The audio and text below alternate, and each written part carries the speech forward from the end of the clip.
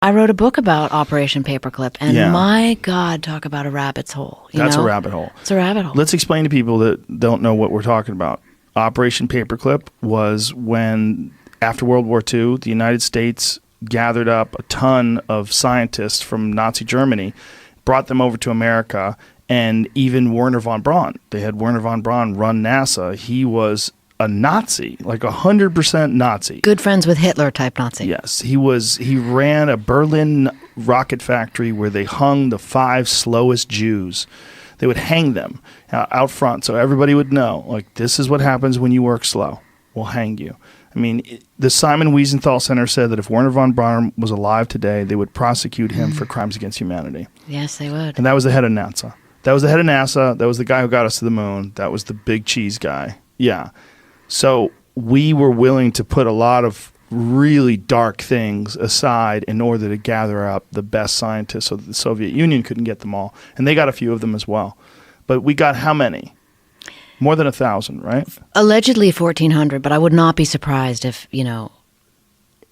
the story changes and there were more, right? Yeah. But that goes back to our discussion earlier about being in pole position. I mean, that's why we grabbed those Nazis. We were like, if we don't get them, the Russians will.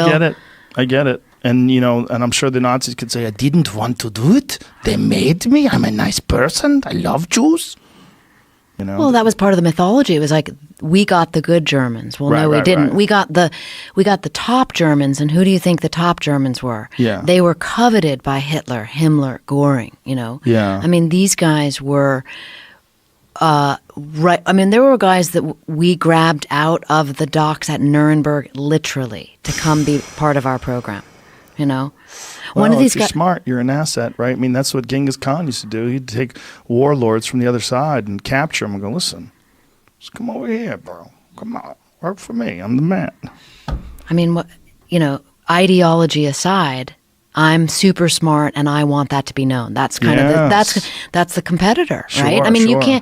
you cannot be the best rocket designer in the world and not want those talents, demonstrated. That's Sure. Wernher von Braun's story. That's the story of all of them. And that was so shocking writing that book, because it's like, wow, huge amounts of talent, but how far will the competitor go to see their baby come to fruition? What are they willing to put aside? Yeah.